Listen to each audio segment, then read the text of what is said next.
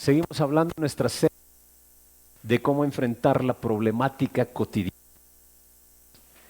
Problemas en nuestra vida. ¿Cómo enfrentar esa problemática cotidiana? Ve el título que le puse por ahí. Me metieron en problemas, ¿qué hago? ¿Se ha hecho alguna vez se ha preguntado cómo salgo de esto en lo que a mí me metieron? Ni siquiera es mi responsabilidad. Seguramente alguna vez también ha preguntado, ¿por qué me pasa esto? Hace algunas semanas les mencioné que hay 4 fuentes de nuestros problemas. La primera de ellas somos nosotros. La segunda, cuando otros nos meten en problemas. La tercera, el diablo también nos mete en problemas. Y la cuarta, Dios mismo también nos mete en problemas. Pero cada uno de ellos tiene un propósito y un objetivo. La semana pasada hablamos acerca de Sansón, cuando cómo se metía en líos él solito, metía en problemas él solito. Y vimos que clamó a Dios al final de sus días y el Señor le respondió. Pero los problemas más difíciles a los cuales nos enfrentamos es cuando no son nuestra causa.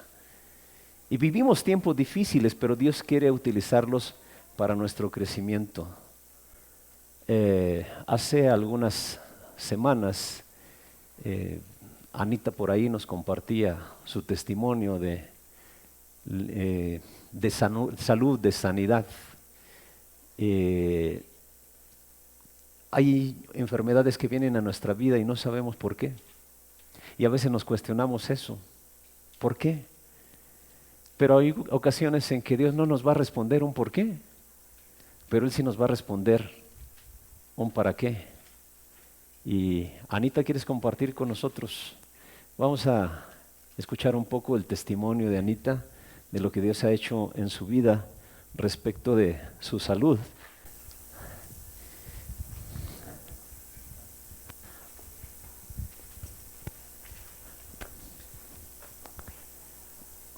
Bueno, lo escribí. Bueno, hermanos, quiero compartir con ustedes que en el 2014 fui diagnosticada con un cáncer de mama, pero es triple negativo, lo que significa que no se alimenta de las hormonas, no puede dar en cualquier parte del cuerpo. Bueno, existieron algunos errores de los médicos en el diagnóstico y pues el diagnóstico fue tardío. Comencé el tratamiento estando ya en un estadio 3 y con un tumor de 8 centímetros y una úlcera pues muy grande de 12 centímetros. La oncóloga al inicio me dijo que pues que habían iniciado tarde el tratamiento, que las células malignas se habían salido ya del torrente sanguíneo y que podrían encontrar metástasis.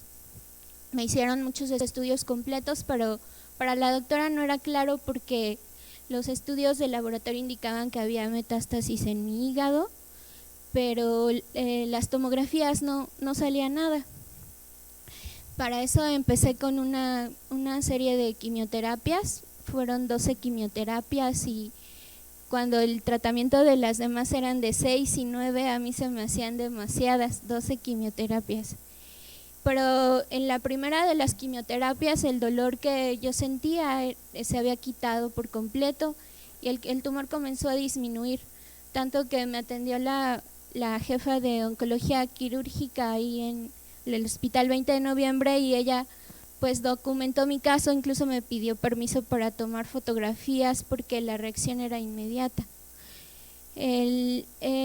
Nuestra oración como familia y en la iglesia era que yo sanara y quisiéramos que nuestras oraciones se respondieran de inmediato. Yo veía resultados y esperaba que la doctora me dijera ya, pero a veces es necesario pasar por ese proceso donde vemos a mucha gente que camina sin Dios, que nosotros lo enfrentamos de una manera diferente porque Dios ha prometido estar con nosotros y se hace realidad lo que dice: anduve en el valle de sombra de muerte, pero Jesús siempre estuvo conmigo. Cuando pensaba que llegaba ese día en el que me dijera la doctora, eres sana, no llegaba y me adentré más en el proceso. A la cuarta quimioterapia mi cabello se cayó. Al terminar las quimios, el tumor y la úlcera habían desaparecido por completo. Después pasé a oncología quirúrgica y el médico me había dicho que igual iba a hacer una mastectomía semiconservativa, pero no. Vio el tipo de tumor que era y me dijo, ¿sabes qué? Que voy a hacer una mastectomía radical. Esto es todo tu músculo, todo tu seno, parte de tu axila, todos tus ganglios, por el tipo de cáncer que te dio, aunque haya sido la respuesta completa, sí tiene que ser. Y pues no paró ahí, pasó la cirugía. Después de la cirugía, tuve que ir a radiaciones, 25 radiaciones. Es muy duro ese el proceso, pero pude compartir con muchas personas que están ahí pasando por lo mismo. Y yo sí tenía esperanza, y una esperanza que necesita ser compartida. Dios me permitió estar en lugares, sillones de quimioterapia, salas de quirúrgicas, de radiación, y pude ver que cómo Dios nos usa cuando somos consolados, como dice en 2 de Corintios 1:4, el cual nos consuela en todas nuestras tribulaciones, para que podamos también nosotros consolar a los que están en cualquier tribulación, por medio de la consolación con que nosotros somos consolados por Dios. Y así han pasado 5 años, consultas cada 4 meses, las mastografías cada 6 meses, tomografías me han hecho tomografías de hígado, de cerebro, buscando, porque ese cáncer maligno pues es ahí donde da metástasis. En el 2018, cuando casi llegaba a esta iglesia, pues ya me mandaron a cirugía plástica, me hicieron mi reconstrucción, pero para todas las mujeres ese es el final, ¿no? Y dicen, ya, pues no. A finales de ese año empecé a tener problemas ginecológicos, muchos sangrados, tuve anemias muy fuertes que me llevaron al hospital. Cuando la gente normalmente tiene niveles de 12 o 15 de hemoglobina, yo llegué a tener 5. A principios de ese año me hicieron estudios y me determinaron que por el tratamiento tan fuerte que me dieron, mi útero me lo tenían que quitar. Entonces ahora sí que fue a causa del tratamiento y me lo quitaron, pero todos pensaban igual que iban a encontrar algo, y pues gracias a Dios en el resultado de patología otra vez sale negativo. Había tenido algunos síntomas después de dolores en los huesos, en las articulaciones, y me hacen estudios de sangre, otra vez de nuevo con el médico, y me dice que pues esos síntomas son muy claros para él. Hay alguna metástasis en hueso por el nivel de las enzimas que estoy manejando. Entonces yo decía, bueno, ahora vamos a ver qué hay en los huesos. Y me hicieron un estudio que es muy agresivo químicamente, y hacen el estudio. Estaba pues un poco temerosa de ese estudio por todo lo que me habían dicho, y resulta que me entregan los resultados y claramente dice ahí, sin metástasis en hueso. Entonces yo puedo ver cómo Dios ha usado todo este proceso, y el médico en la última revisión que me hizo y le entregué los resultados, me dice, bueno, Margarita, pues vas muy bien. Después de todo ese tiempo es mi segundo nombre, y me dice, pero nos vemos para la mastografía, que es mañana.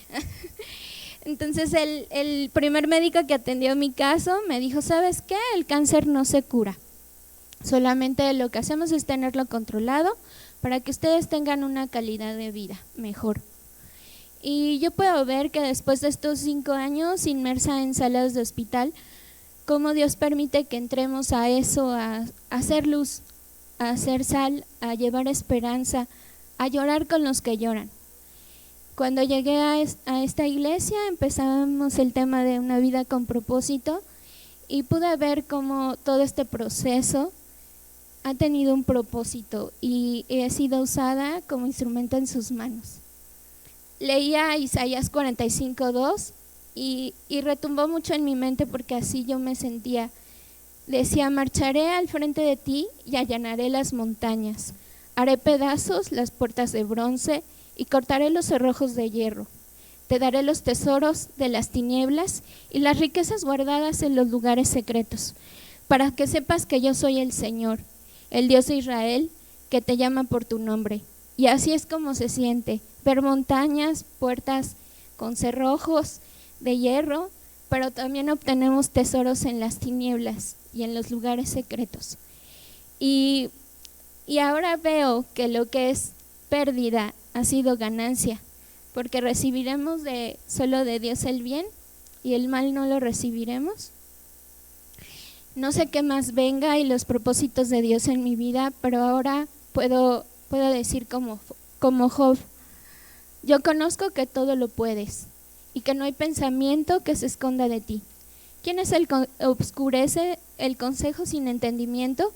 Por tanto yo hablaba lo que no entendía, cosas demasiado maravillosas para mí que yo no comprendía. Oye, te ruego y hablaré, te preguntaré y tú me enseñarás. Y esa es mi confianza, porque de oídas lo había oído, pero ahora mis ojos lo pueden ver. Eso es todo.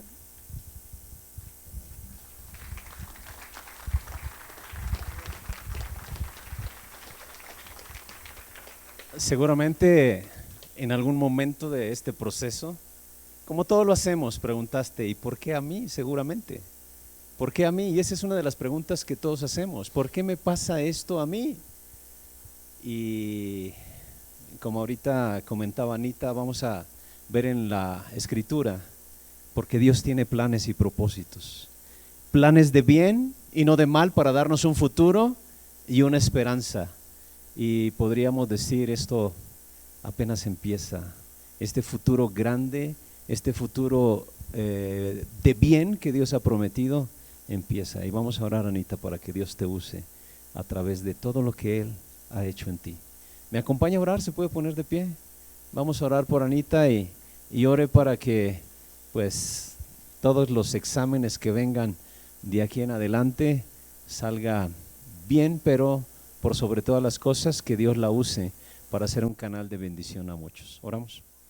En el nombre de Jesús damos gracias, Señor, por la vida de Anita, porque en medio de la crisis, en medio, Señor, de la enfermedad, tú le has enseñado a confiar en ti. Y ahora puede decir como Job: antes solamente de oídas te oía, pero ahora puedo contemplarte con mis ojos. Y ella puede ver, Señor, primeramente lo difícil que es pasar esta clase de procesos. Y hay tanta gente que está pasando por ello. Pero también, Señor, lo esperanzador que es conocer al Dios sanador. Lo esperanzador que es tener depositada toda nuestra confianza en ti. Te ruego que le sigas fortaleciendo y que esta experiencia por la cual le has permitido pasar sea, Señor, un instrumento de bendición, una oportunidad de compartirlo con muchos como un testimonio de lo que tú haces, y que esto, Señor, sea oportuno para que muchos puedan creer por la palabra y por el testimonio de Anita. Síguela sosteniendo, Señor, y cumple tu propósito en ella. Y gracias, Señor, porque hoy la tienes en medio de Vida Nueva, dando testimonio de lo que tú has hecho en ella, fortaleciéndonos, animándonos y también impulsándonos a confiar en que tú no nos dejas ni nos desamparas. Pongo en tus manos su vida, pongo en sus manos la vida de mi hermano Enrique y de sus demás hijos, que también, Señor, tú sigas sosteniéndoles como familia y que ellos sean un luminar donde quiera que tú los lleves y los pongas. Gracias por esta experiencia que nos ha podido compartir, que nos reta a seguir confiando en ti. Entrego la vida de Anita en tus benditas manos, en Cristo Jesús. Amén. Dios te bendiga. Puede tomar su lugar, por favor. ¿por qué me sucede esto? Seguramente muchos hemos preguntado. Y lo más difícil es cuando vienen cosas que no son líos en los que nos metimos. No sabemos a veces ni de dónde vienen, pero difícil cuando sí sabemos que estamos metidos en líos por causa de otras personas. Y la pregunta es, ¿cómo debemos responder cuando otras personas nos causan problemas? ¿Cómo debemos de responder? Tenemos un personaje fabuloso llamado José ahí en el Antiguo Testamento, que ahorita, por cierto, estamos ya casi por terminar el estudio bíblico de Génesis en las reuniones de los martes. Estamos por terminarlo y hemos visto así paso a paso la vida de los patriarcas y en especial la vida de José, que se encuentra ahí descrito en los capítulos del 37 al 50 de Génesis. Y él es un testimonio, un ejemplo clásico del sufrimiento provocado por otros. Si usted bien recuerda, José fue el segundo más joven de 12 hermanos. El último fue el pequeño Benjamín y antes de él fue José. Había mucha rivalidad entre los hermanos allí en la familia y los mayores empezaron a envidiar a José. ¿Recuerda la causa? Si no la recuerda, nada más anote estos pasajes, se los voy a leer, no se los puse, pero se los voy a leer, Génesis 37, 3 y 4, para que se dé una idea de la causa por la cual existía rivalidad entre los hermanos. Dice, Israel amaba a José más que a sus otros hijos. Papás, presten atención, No, si yo amo igual a todos, ¿no?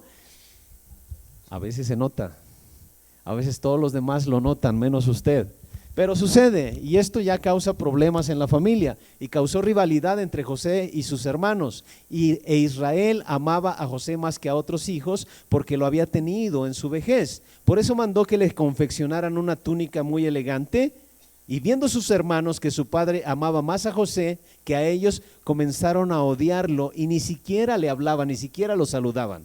O sea, vea la reacción de los hermanos, y no considero que sea una justificante, ¿no? Pero papá y mamá provocaron algo de esto. Amaban más a José que a los demás. Bueno, las cosas se fueron intensificando. Y cuando se intensificaron, tramaron matarlo. Antes lo echaron en una cisterna, lo abandonaron para que allí muriera. Pero de repente alguno dijo, no, ¿cómo le vamos a hacer ese mal a nuestro padre, no? Entonces decidieron venderlo. Pasaron por ahí unos mercaderes y entre los mayores ahí confabularon y lo vendieron. Así que los hermanos de José lo entregaron a esos mercaderes extranjeros que se los llevaron a Egipto como esclavo. Bueno, ahora observe la condición de José. Está en un país extraño. No es su país, está en Egipto. No conoce a nadie. Inicialmente ni siquiera habla el idioma. Y es esclavo en contra de su voluntad. Y como si esto fuera poco, poquito tiempo después, la mujer de Potifar, donde llegó como esclavo, lo seduce. José no se deja seducir, entonces sale huyendo y la mujer lo culpa de violación, de una manera falsa lo culpa y lo llevan preso. Él está dolido, él está solo. Y seguro que tenía todo el derecho a preguntar, ¿por qué me pasa esto a mí? ¿Por qué yo? Sin embargo, yo quiero que usted observe la actitud de José a lo largo de su vida, que se ve bien reflejada en el capítulo 50. Génesis 50, verso 20 dice, es verdad. Y ustedes pensaron hacerme mal, pero Dios transformó ese mal en bien para lograr lo que hoy estamos viendo, salvar la vida de mucha gente. Miren lo que estaban diciendo los hermanos. Ustedes procuraron hacerme daño, pero Dios le dio vuelta a este asunto y lo usó para bien en mi vida, para bien en su vida y para bien de la vida de muchas otras personas. Y yo me pregunto, ¿cómo se logra esta actitud cuando has pasado por tantas cosas y en las cuales tú no te metiste, otros más te metieron? ¿Cómo se logra esta clase de actitud? ¿Y cómo se logra perseverar a pesar de lo que pasa y a pesar de lo que otras personas me hacen? Y vamos a ver hoy la experiencia de José para que usted tenga elementos para responder de una manera diferente a lo que sucede en su vida, y más, como le decía, cuando los problemas que estoy experimentando es por responsabilidad de otros. ¿Cómo logro perseverar? ¿Cómo logro perseverar? Hay tres verdades importantes que José reconoció en su vida, que esas verdades le ayudaron a perseverar. Y para perseverar, pase lo que pase y lo que nos hagan, debemos recordar tres cosas que recordó José. ¿Listo? Primero, Dios ve todo lo que padecemos y se interesa por nosotros. Dios ve todo lo que padecemos y se interesa por nosotros. Y esto fue muy evidente en la vida de José. José nunca dudó que Dios viera lo que él estaba padeciendo y que se interesaba por él. Hay una frase muy importante que se halla 5 veces allí, principalmente en Génesis, en el capítulo 39 principalmente, pero 5 veces aparece esta frase: el Señor estaba con José. Aun cuando todas las cosas fueran mal, el Señor estaba con él. El Señor estaba con él. Vamos a ver solamente 2 de ellas. Génesis 39:2. Ahora bien, el Señor estaba con José. Las cosas le salían muy bien y mientras José vivía en la casa de su patrón egipcio. Aunque fue y llegó como esclavo, seguramente padeció muchas cosas, pero la Biblia registra que el Señor estaba con José. El Señor estaba con José. Otro versículo, capítulo 39, versos 20 y 21, pero aún en la cárcel, el Señor estaba con él y no dejó de mostrarle su amor. Cuando somos testigos del amor de Dios, cuando somos testigos de la presencia de Dios, vamos a tener la paciencia, la perseverancia que José tuvo para enfrentar la problemática en la cual otras personas lo metieron. Él llegó a la cárcel por su culpa. La mujer de Potifar habló falsamente acerca de él y llegó a la cárcel. Antes llegó de esclavo. ¿Por su culpa? Aún a veces juzgamos muy duramente cuando José le dice a sus hermanos: les voy a compartir unos sueños que tuve. Soñé que había 12 manojos de espigas y la mía permanecía erguida y las otras 11 se inclinaban. Pero también tuve otro sueño donde había 2 estrellas, el sol y la luna, y todos se postraban delante de mí. ¿Qué?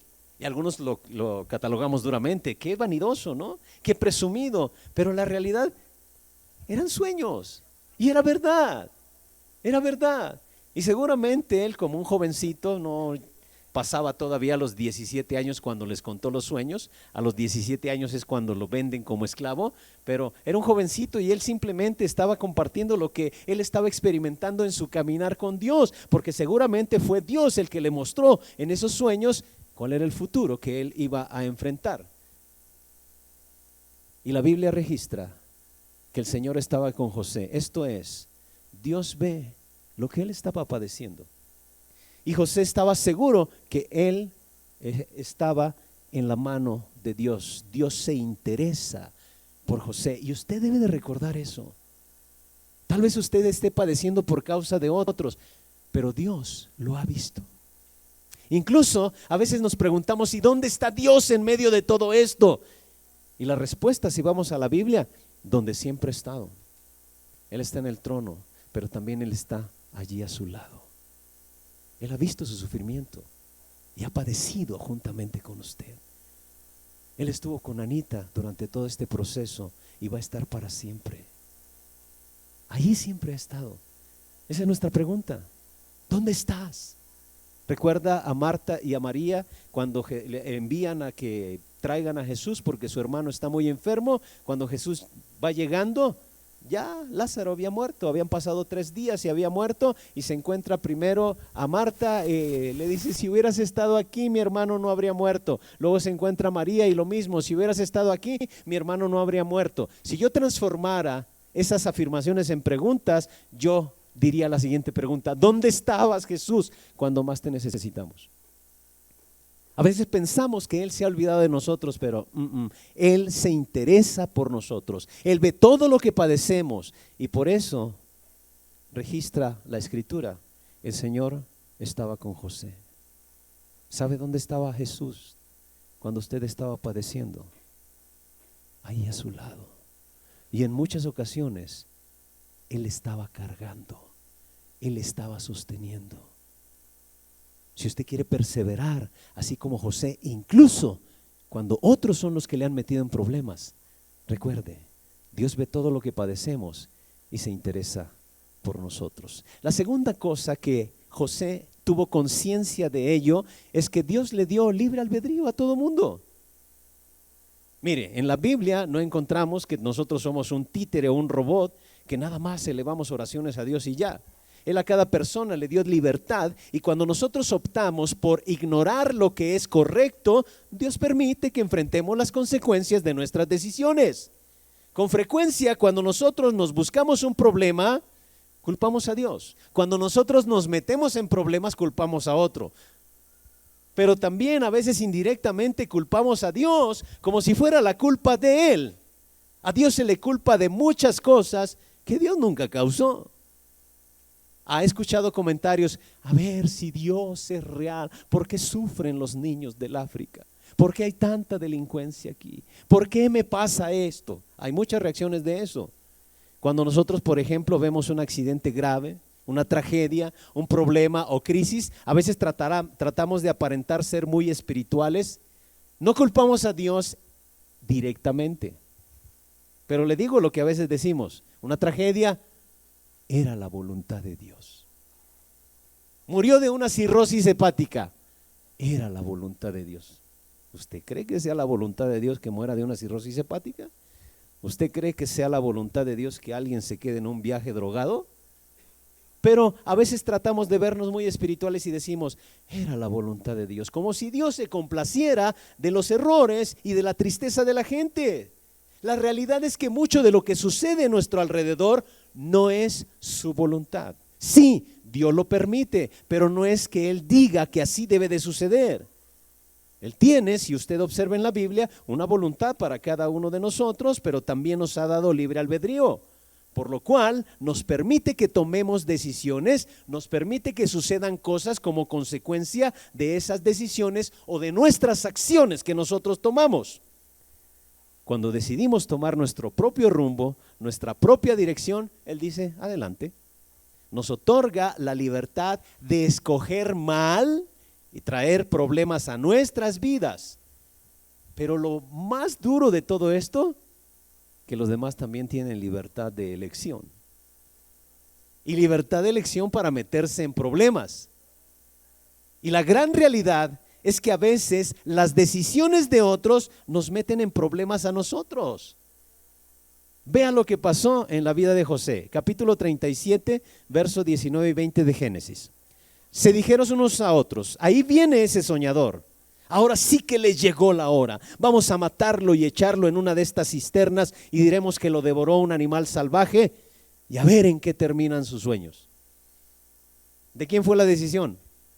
De sus hermanos. Génesis 39, 16 y 17. La mujer guardó el manto de José hasta que su marido volvió a su casa. Entonces le contó la misma historia: el esclavo hebreo que nos trajiste quiso aprovecharse de mí, pero cuando grité con todas mis fuerzas, salió corriendo y dejó su manto a mi lado. Consecuencia, fue a la cárcel. Esa fue la consecuencia. Ok, Dios me dio libertad de elección a mí y me meto en cada lío, pero Dios también le da libertad a otros, y no solamente se meten en líos, sino me meten también a mí en líos. Muchas ocasiones, a consecuencia de los errores de otros, nosotros podemos salir lastimados. En la situación de José, sus hermanos deliberadamente decidieron conspirar en su contra. La mujer de Potifar deliberadamente decidió mentir en contra de José. Y la mentira, eso que confabularon sus hermanos, fue pecado, pero Dios lo permitió, porque no tiene títeres. Él quiere que tomemos decisiones y nos hagamos responsables de ellas. Entonces, José recordó que los demás tenían libertad de decidir y le afectó. La tercera cosa que José recordó es que, a pesar de todo, Dios tiene el control absoluto del desenlace final. Dios tiene el control absoluto del desenlace final. Él puede tomar nuestros errores, todos los pecados que otros cometen en nuestra contra, y dar un giro completo y sacar algo bueno de ello. Mire, a pesar de que perdamos batallas una que otra vez, Dios ya ganó la guerra. Ya la ganó. Y Él puede tomar aún lo más terrible y darle un giro completo. Nosotros pensábamos que todo se nos viene abajo, pero Dios tiene la última palabra. Él decide lo que va a suceder. Quiero que sigamos considerando a José. Por poco lo matan. Fue vendido como esclavo, acusado de violación, puesto en prisión. Hasta aquel momento su vida iba de mal en peor. Pero Dios tomó todas esas tragedias, las volteó y le sacó mucho bien. Vamos a ver un ejemplo. Cuando José estuvo preso, José entabló una buena amistad con el copero del rey, que también fue a parar preso. El copero del rey era una persona de suma confianza para el rey. Era una persona que podíamos hasta considerarse como su brazo derecho. Así de tal grado era la confianza. Se hizo amigo de él y le ayudó a descifrar un sueño.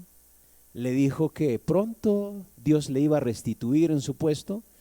Con el panadero no fue igual, también hizo amistad, pero con el panadero fue: pronto vas a morir. Y cuando el copero escuchó la interpretación que José le dijo del sueño, le dice: acuérdate, ¿no? Échame la manita ahí cuando salgas. Pero el copero se olvidó. Hasta que sucedió algo. Recuerda el sueño de Faraón. Faraón estaba sumamente inquieto por un sueño que se le había repetido. Soñé un tiempo soñé que había unas vacas gordas ahí pastando, pero gordas. Después vi unas vacas flacas que se las tragaron. Y él estaba bien inquieto. Entonces el copero le dice: mire, ¿qué cree? Allá en la prisión conocí a un muchacho que me dijo la interpretación de mi sueño. Y entonces rápido mandan por José, lo trae con Faraón y José le dice: mira, Faraón, Dios te está avisando que van a haber 7 años de mucha abundancia aquí en Egipto. Esas son las vacas gordas. Las vacas flacas está hablando que después de eso vienen 7 años de escasez, de mucha hambre. ¿Cuál es el objetivo? Que te prepares. Que te prepares. Y entonces el faraón quedó tan impresionado por lo que José le había dicho que lo hizo segundo al mando ahí en Egipto. Vea qué tremendo. José pasó de ser esclavo, un esclavo extranjero, en una cárcel ahí, a convertirse en el segundo líder más importante de Egipto. Segundo líder más importante de Egipto. Y de paso salvó a Egipto de la hambruna. Además salvó a otras naciones, incluyendo a Israel. Lo salvó del hambre. Dios ve lo que está sucediendo. Él nos dio libre albedrío. Él no atenta contra nuestra voluntad. Él por decisión quisiera apretarnos el pescuezo, pero dice: va, adelante. Pero aún usa nuestras malas decisiones y las malas decisiones de otros para transformarlas en bendición y sacar algo bueno de ello al final. Seguramente fueron tiempos difíciles para José, pero Dios lo transformó en bendición. Y ya allá, cuando estaba para terminar su vida, nuevamente, y le animo a que se aprenda de memoria Génesis 50:20, ya está por allá por los últimos días de su vida y dice: es verdad que ustedes pensaron hacerme mal, pero Dios transformó ese mal en bien para lograr lo que hoy estamos viendo: salvar la vida de mucha gente. Y la única forma en que Dios podía sacar algo bueno ahí de José fue también porque José perseveró aun cuando no entendiera. Y José se convierte en un testimonio para nuestra vida, en un testimonio que nos recuerda que Dios tiene el control absoluto del desenlace final. Y puede ver a grandes hombres de la Biblia que tenían esa plena seguridad también. ¿Acaso recibiremos de Dios solamente lo bueno y no lo malo? El Señor dio, el Señor quitó, sea el nombre del Señor bendito. También Job estaba seguro de que Dios tiene la última palabra. Dios tiene la última palabra.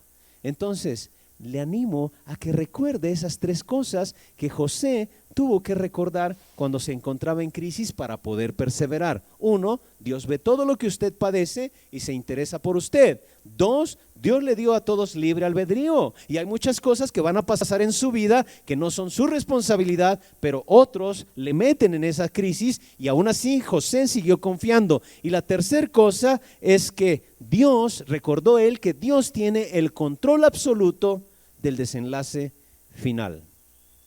Persevere, no se dé por vencido.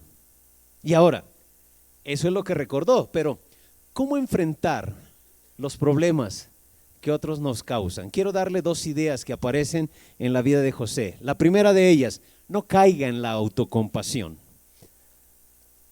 No caiga en la autocompasión. Quizá usted en este momento esté atravesando por una prueba, un problema muy serio quizá, y tal vez usted no es responsable, usted es inocente. Es posible que sea víctima de una situación que usted no ocasionó. Le animo a que considere la reacción de José. Le voy a compartir 2 pasajes. El primero, Génesis 39, 4 y 5. Cuando sus hermanos lo venden como esclavo y él llega a la casa de Potifar, vea lo que dice el 4 y el 5. José se ganó la confianza de Potifar y éste lo nombró mayordomo de toda su casa y le confió la administración de todos sus bienes. Por causa de José, el Señor bendijo la casa del egipcio Potifar a partir del momento en que puso a José a cargo de su casa y de todos sus bienes. Nuevamente, es vendido como esclavo.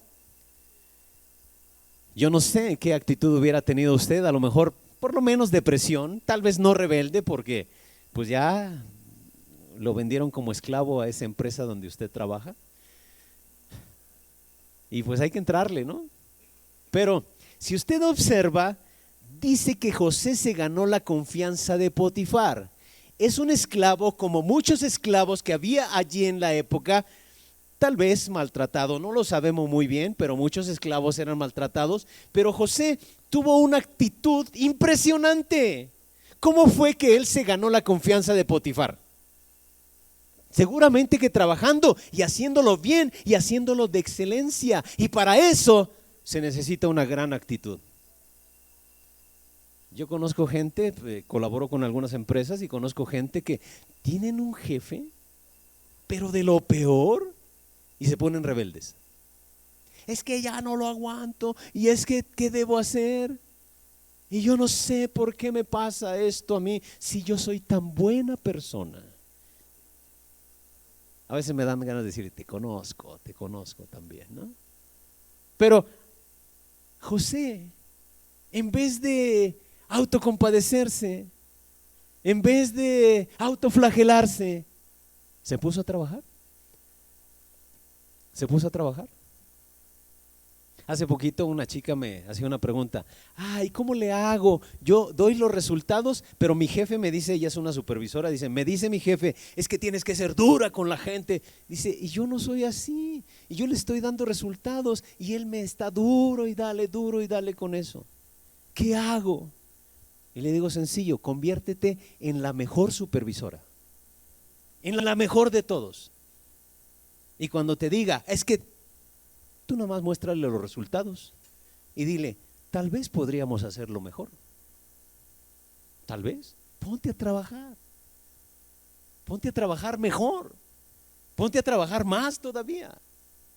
Esa fue la actitud de José y se ganó la confianza de Potifar y este lo nombró mayordomo de toda su casa y le confió la administración de todos sus bienes. Imagínate que se quejara y se quejara. Seguramente antes lo hubiera mandado Potifar a la cárcel y hubiera inventado algo y vámonos, ¿no? Otro ejemplo, Génesis 39, 21 y 22. El Señor estaba con él y no dejó de mostrarle su amor. hizo que se ganara la confianza del guardia de la cárcel, el cual puso a José a cargo de todos los prisioneros y de todo lo que allí se hacía. ¿José va a dar injustamente a la cárcel por las mentiras de la esposa de su amo? Y vuelve a trabajar. Sí, es cierto, la gracia de Dios estaba con él, pero seguramente José puso su grano de arena haciendo las cosas bien, poniéndose a trabajar. Se ganó la confianza del carcelero y le encargó, puso a cargo de José a todos los prisioneros. ¿Se da cuenta? Si observa usted, José no cayó en la autocompasión. Y eso nos enseña que si nos encontramos en alguna dificultad, en alguna prueba, usted no debe de darle lugar a la autocompasión. Mire, a menudo cuando nosotros nos encontramos en problemas y problemas serios, a veces nuestra autoestima está a niveles bajos y empezamos a culparnos a nosotros mismos y a veces terminamos abandonándonos en el dolor. A veces hacemos eso. José no hizo eso, él no se culpó. La crisis en la cual él se encontraba no fue su culpa, de manera que él consideró la situación de una manera muy realista. Cuando un barco se encuentra enfrente de una gran tormenta, ¿sabe cuál es la manera de enfrentar la tormenta? De frente. Si el barco se desvía un poquito, corre el riesgo de que la tormenta lo derribe. Hay que enfrentarla de frente al viento. Cuando llegue la tormenta a su vida, la mejor manera de tratar con ella es encararla de frente. Si está en un periodo de desánimo por encontrarse en medio de alguna prueba, si se está preguntando ¿por qué me sucede esto? Considere lo siguiente: nunca tome una decisión importante si está deprimido. Nunca. Con frecuencia cuando nosotros estamos desanimados, tenemos la tendencia a decir renuncio, ya no más. Tenemos la tendencia también a decir ya me voy de este lugar, cambio de lugar, busco otro empleo, me divorcio. No, nunca tome una decisión importante si usted está deprimido, porque en ese momento usted no va a poder evaluar las cosas con mucha claridad, con mucho acierto. Su vista se encuentra borrosa cuando usted está deprimido, está distorsionada. En lugar de ello, encare la tormenta de frente y no caiga en la autocompasión. Así lo hizo José. Pero hay otra cosa que podemos ver en la vida de José. Cuando todo iba mal, José tuvo una actitud que debiéramos también nosotros aprenderla ante circunstancias difíciles. Número 2, no se entregue a la amargura. Eso hizo José. No se entregue a la amargura. A veces las situaciones que vivimos nos amargan. Y sabe, eso es bien notorio. Todo nos molesta, aunque esté bien. Todo nos molesta. Le platiqué aquello, ¿no? Del marido que la esposa le estaba duro y dale, saca la basura, saca la basura. Total, ya después de las 10,000 el tipo sacó la basura y en vez de un gracias, la mujer, ya era hora. ¿Qué querías? ¿Que las moscas sacaran la basura o qué? Ya era hora, ¿no? ¿Y qué diferencia hubiera hecho un gracias? Pero cuando uno está molesto, cuando uno está amargado, las cosas no salen bien. José no se entregó a la amargura. Habían pasado muchos años cuando José se encontró nuevamente con sus hermanos. Los hermanos que lo vendieron, que causaron que llegara como esclavo a la casa de Potifar, que después fue a parar a la cárcel. Esos hermanos, y cualquiera de nosotros hubiera dicho, ellos son los responsables.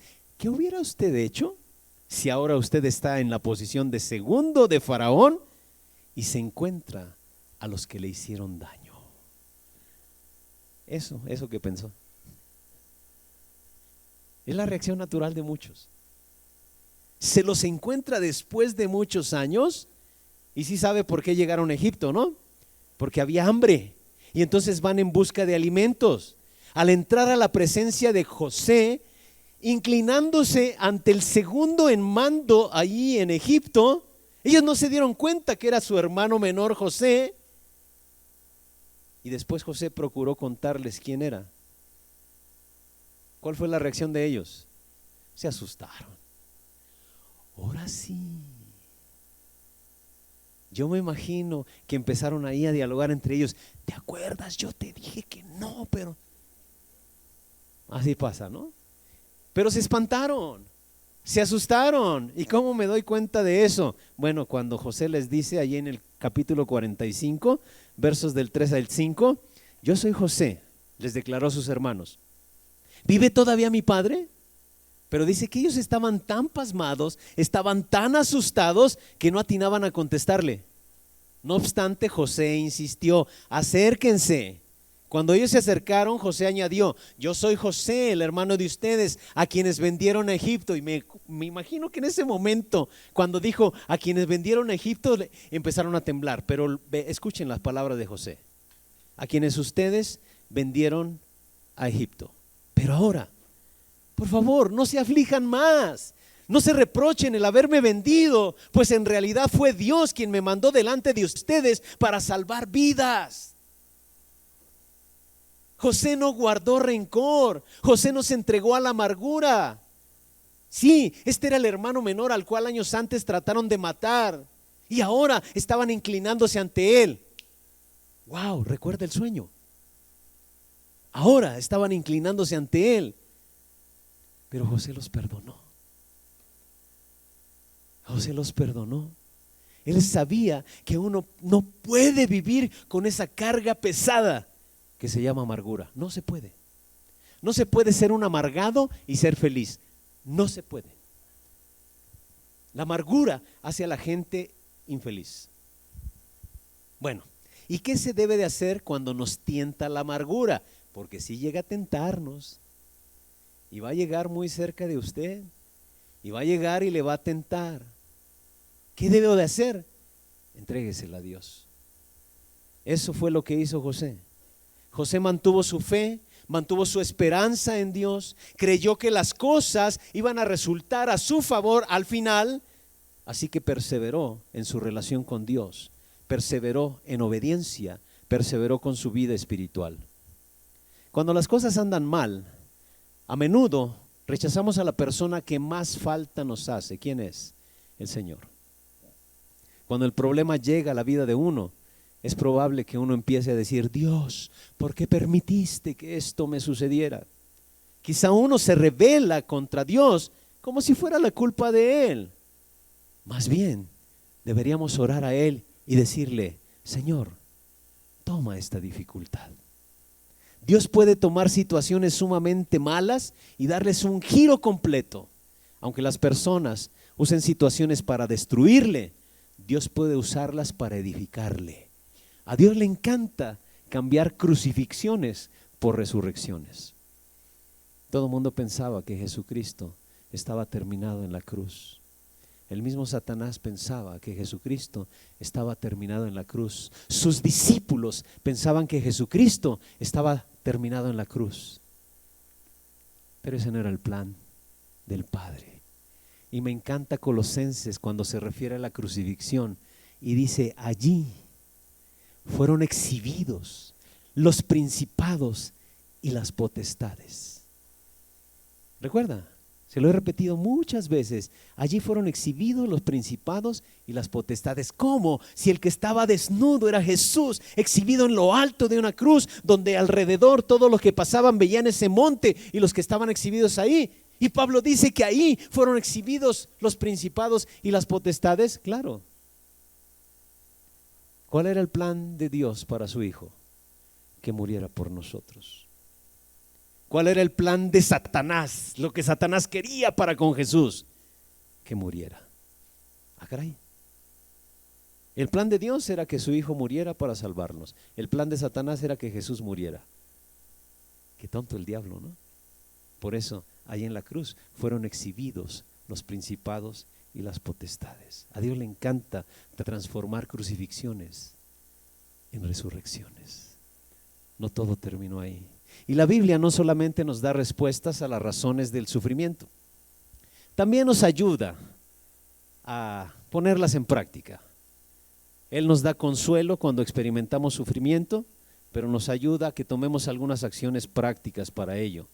Dios ha puesto a nuestro alcance algunos recursos que se presentan como fuentes de fortaleza para nuestras vidas, que si usted las toma en cuenta o si usted las toma para su vida, de verdad, no importa cuál sea la fuente de sus problemas, no habrá situación que le pueda devastar, no habrá crisis que pueda derribarnos permanentemente. Sí, caemos, pero cuando el justo cae, 7 veces se levanta. No importa lo que sea, Dios ha dado fuentes de fortaleza. Pero ¿dónde encontrar la fortaleza para enfrentar los problemas?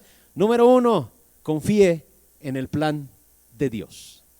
En la historia de José podemos ver que la primera fuente de fortaleza allí en su vida es el plan de Dios.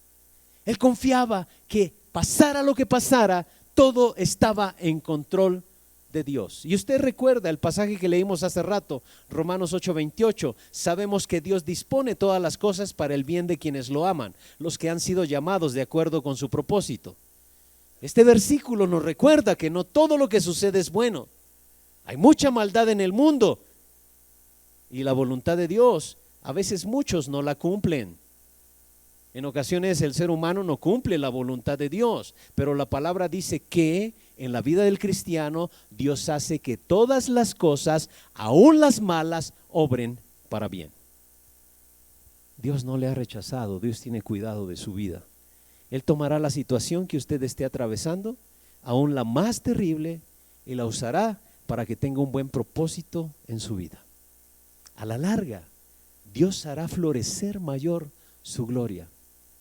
Recuerda ahí en el Antiguo Testamento, la gloria postrera será mayor que la primera. Dios es mayor que cualquier problema al que usted se enfrente. Por supuesto, es difícil ver cómo Dios obra en una situación mala cuando uno está metido en esa situación. Sin embargo, más tarde, cuando usted considera todo lo que ha sucedido, su perspectiva es mejor y usted puede ver lo que Dios estaba haciendo y la manera en que Dios usó aquella situación de una forma más grande, con mayor propósito para su vida. Cuando uno entiende esa verdad, puede recordar esa vivencia y decirles a los que le hicieron pasar un momento difícil, lo mismo que les dijo José a sus hermanos: ustedes procuraron hacerme daño, pero Dios le dio vuelta al asunto. Dios lo transformó y lo usó para mi bien, lo usó para el bien de ustedes, para el bien de otros, para edificarnos. Ustedes procuraron derribarme, pero Dios me hizo más fuerte, más maduro. Pase lo que pase, incluso aunque usted pierda alguna batalla, le decía hace rato, Dios ya ganó la guerra. La victoria es de nuestro Señor y el desenlace está en sus manos. Él puede darle un giro total a sus fracasos y hacer que obren para su bien, si usted lo permite en su vida. La segunda cosa o la segunda fuente de fortaleza son las promesas de Dios. Cuente con las promesas de Dios. Esa es la segunda fortaleza que encontramos en los tiempos de crisis. Alguna vez le he dicho que en la Biblia hay más de 7,000 promesas que usted necesita conocerlas para poder tomarlas como suyas. Le dije alguna vez que son como cheques en blanco. Y si usted los quiere usar, pues tiene que tomarlas como suyas.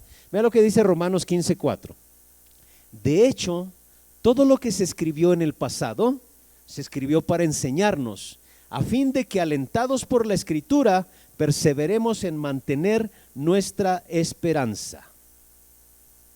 Todo lo que está escrito aquí, la historia de Abraham, la historia de Isaac, la historia de Jacob, la historia de José, la historia de Job, la historia de David, todas esas historias se han escrito para que usted y yo seamos fortalecidos, a fin de que perseveremos en mantener nuestra esperanza. Por eso yo quiero animarle a que haga algo. Cada vez que usted en su tiempo devocional lea un versículo que le guste, anótelo en una tarjetita. Bueno, para esto tiene primero que hacer su devocional. Tome una tarjetita y anótelo. Anótelo. Memorícelo. Si usted quiere apropiarse de las promesas de Dios, primero tiene que conocerlas. La Biblia dice que fue escrita para darnos ánimo y esperanza. Es lo que dice Romanos 15:4. Lo que necesitamos es leer las promesas de Dios, memorizarlas y hacerlas nuestras. Una tercer fuente de fortaleza que Dios ha puesto en nuestras vidas es el pueblo de Dios. Apóyese en el pueblo de Dios. Cuando usted atraviese crisis, ¿para qué cree que puso la iglesia, el pueblo de Dios? Según a los Corintios capítulo 1 versos 3 y 4, alabado sea el Dios y Padre de nuestro Señor Jesucristo, Padre misericordioso y Dios de toda consolación, quien nos consuela en todas nuestras tribulaciones, para que con el mismo consuelo que de Dios hemos recibido, también nosotros podamos consolar a todos los que sufren. Yo pienso que cada iglesia debería tener una comunidad sanadora, una comunidad compasiva, de personas que se aman, se apoyan, oran los unos por los otros, ríen juntos, lloran juntos, llevan las cargas juntos. La Biblia nos muestra que nos necesitamos unos a otros, y Dios tuvo la intención de que la iglesia fuera un sistema de apoyo firme en la cual nos animemos y nos ayudemos. Eso es lo que quiere Dios. Pero sin embargo, no podemos ser un sistema firme que nos ayudemos, que nos apoyemos, si no nos conocemos. No podemos hacerlo. El próximo año también vamos a hacer un renovado énfasis en los grupos pequeños. Un renovado énfasis en los grupos pequeños. Hace algunos años armamos grupos pequeños y hoy siguen reuniéndose, siguen celebrando. Y todo empezó una reunioncita en su casa. Se conocen, se apoyan, se animan. Necesitamos conocernos. Y Dios ha puesto la iglesia, el pueblo de Dios, para que nos animemos, para que nos sostengamos, para que nos impulsemos. Pero necesitamos conocernos. Según a los Corintios 13:4 dice ahí que Dios con frecuencia nos permite pasar por graves problemas, por pruebas intensas. Según a los Corintios 1:3 y 4, el que leímos, para que podamos nosotros consolarnos. ¿Y cuál es el objetivo final de ser consolados? Dice, ¿cómo? Consolar a otros. Consolar a otros. Eso debe de ser la iglesia. Eso debe de ser el pueblo de Dios. Para eso Dios nos puso en el pueblo de Dios, para que un día nosotros brindemos consuelos a otros que están pasando por las mismas situaciones. Es un hermoso recurso la iglesia. Tómela con seriedad. Comprométase. Y comprometerse con la iglesia no es con un ente raro, no. Comprometerse con la iglesia es voltea a ver a las personas que tiene a su alrededor. Pídale su teléfono, pregúntele en la semana, ¿tienes algo que pudiera orar por ti? Ese es el compromiso. ¿Puedo ayudarte en algo? Esa es la iglesia en acción. Ese es un recurso fabuloso. Ese es un recurso maravilloso que Dios pone para perseverar. Y por último, el más grande recurso que Dios ha puesto en nuestras vidas es su presencia, la presencia de Cristo. Yo recuerdo ahí en Josué 1:5, cuando Josué tenía mucho temor, porque Dios le dio la encomienda que después de Moisés él iba a ser el encargado de meter al pueblo a la tierra prometida. Imagínense. ¿Tiene idea de cuánta gente iba vagando ahí por el desierto? ¿Quién tiene una idea? Más o menos. 2 millones, 3 millones. ¿Que alguien da más? Seguramente eran más de 2 millones los que iban ahí. los que Moisés iba guiando, que después muchos murieron, pero ya venía una nueva generación. Seguro era una encomienda tremenda y tenía mucho miedo. Y el Señor le dijo en Josué 1:5: nadie te podrá hacer frente en todos los días de tu vida. Así como estuve con Moisés, estaré contigo. No te dejaré ni te abandonaré. Y me hace recordar la promesa de Jesús también en Mateo 28:20. Recuerda, les aseguro que estaré con ustedes siempre, todos los días y hasta el fin del mundo. Esa es una cuarta fortaleza en tiempo de crisis, la más importante de todas: la presencia de Dios en la persona de Jesucristo, la presencia de Dios en la persona de su Santo Espíritu en nosotros. La Biblia dice que Jesucristo es el Hijo de Dios, que está vivo y que uno puede tener una relación personal con Él. Eso es lo que la Biblia enseña, y hay literalmente millones de personas que son prueba de ello. Gente que gozamos de una relación personal con Jesucristo, y su presencia nos puede ayudar en cualquier situación. José, allí en el Antiguo Testamento, fue un ejemplo. José sufrió para que a la larga, cuando llegara el hambre a Medio Oriente, lo que él había establecido como una estrategia de almacenaje de alimento sirviera para que miles de personas no murieran de hambre. Y José es un símil, José es un tipo de Jesús en el Antiguo Testamento. Jesús, a pesar de ser perfecto, fue llevado a la cruz sin culpa. Murió sobre la cruz para salvarnos de las terribles consecuencias del pecado. Dios nos dio libertad de elección. Vivimos en un mundo donde la gente peca y lastima a otras personas, pero cuando usted y yo le entregamos nuestras vidas, confiamos en Él, Él nos ayuda a superar cada situación y nos da la habilidad de ver cómo resolverla. Tal vez en algunos momentos hasta el final, pero Él nos da la visión.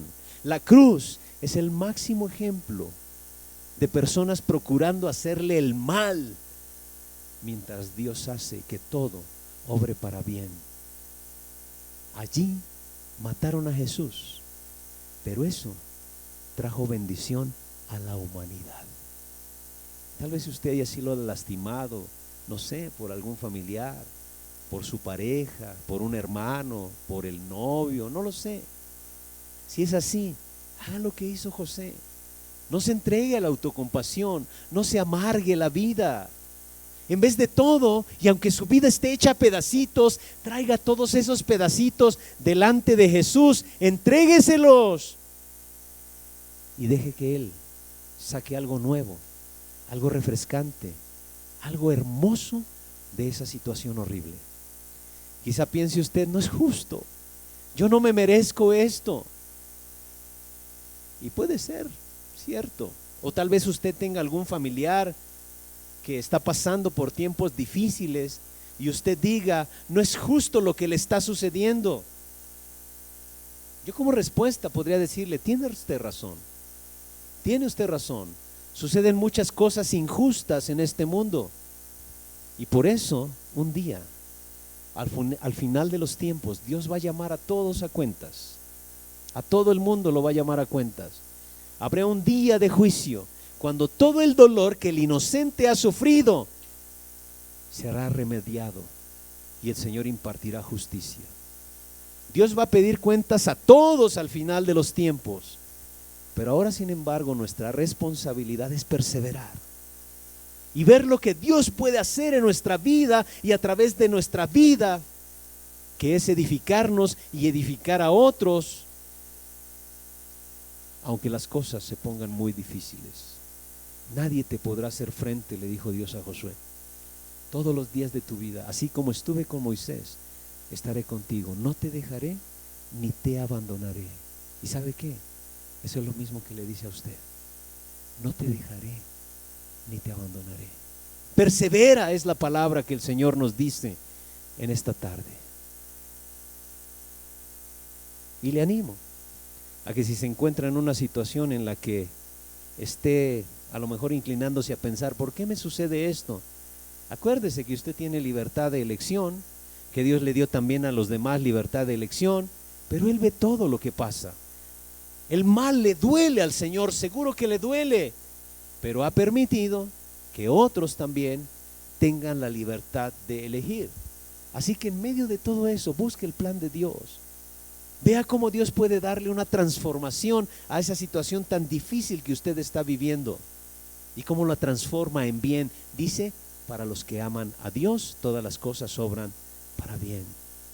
Vuélvase a Dios, entréguese en las manos de Dios, crea las promesas de Dios, comprométase seriamente con Dios, comprométase seriamente con la iglesia, esta familia que Dios va a usar para que sus necesidades sean satisfechas y donde usted puede ser usado para satisfacer las necesidades de otros. Pero lo más importante, venga directamente a Jesucristo, venga directamente a Él, disfrute de su presencia en su vida. Jesús dijo, les aseguro que estaré con ustedes siempre hasta el fin del mundo. Él ha prometido su presencia y es por ello que de lo peor Dios puede sacar lo mejor. Y este es el mensaje de la historia de José. Dios puede sacar lo mejor. Muchos cristianos pueden recordar sus vivencias y decir, es cierto, eso que dice José, es cierto, todo en mi vida se había desmoronado, entonces entregué mi vida a Jesucristo y Él empezó a poner orden en toda mi vida. Darle la vida a Jesucristo no solo significa que Él lo rescatará de la tormenta, sino que Él le dará el valor y la fortaleza para resistirla. No todas las cosas obran para bien en la vida de todos en este mundo. Solo obrarán para bien de los que hemos entregado nuestras vidas a Dios, de los que entregamos todos esos pedacitos de nuestra vida y permitimos que Él lo restaure y haga una transformación. De otra manera, si usted se niega a hacer esto, Él no hará que las cosas obren para bien. Por eso, usted necesita a Cristo en su vida. Tiene que creer en Jesucristo para que las cosas obren para bien. ¿Qué significa eso? Dos cosas, dos palabras sencillas: arrepentimiento y fe. Arrepentirse y creer. ¿Qué significa arrepentirse? Simplemente decidir cambiar la manera en que usted ve su pecado, se arrepiente y le pide perdón a Dios, y la manera en que usted responde a Dios. Esto le va a llevar a dejar las tinieblas y volverse a la luz, dejar la culpa y venir al perdón, dejar el egoísmo y volver a Dios. Y entonces creer. Debe creer que el Hijo de Dios puede perdonar su pecado, que puede hacer algo mejor, algo nuevo de su vida, y que puede obrar en su vida a su favor, que tiene un plan para usted y que puede tomar todos esos enredos de su vida, todos esos líos, todas esas malas decisiones de su vida, todas esas situaciones, transformarlas y usarlas para bien en su vida y para bien en la vida de otros. Entonces podrá decir, al recordar esas vivencias suyas, podrá decir como José, en verdad que ustedes pensaron hacerme mal, pero Dios transformó ese mal en bien para lograr lo que hoy estamos viendo, salvar la vida de mucha gente. Tal vez otras personas están haciendo mal en su vida y eso es innegable. Duele, claro que duele, pero tome la actitud de José. Ellos están pensando hacerle mal, pero Dios lo va a transformar en bendición, incluso para salvar la vida de muchos. Pero usted tiene que entregar ese dolor en las manos de Dios. No sé qué esté pasando, pero ¿por qué no viene hoy delante del Señor y le entregue ese dolor? Tal vez no es su responsabilidad, no es su culpa lo que está viviendo, es culpa de otros. Otros le han estado causando daño, pero el Señor quiere que hoy usted le entregue ese dolor en sus manos y espere la obra maravillosa que Él va a hacer.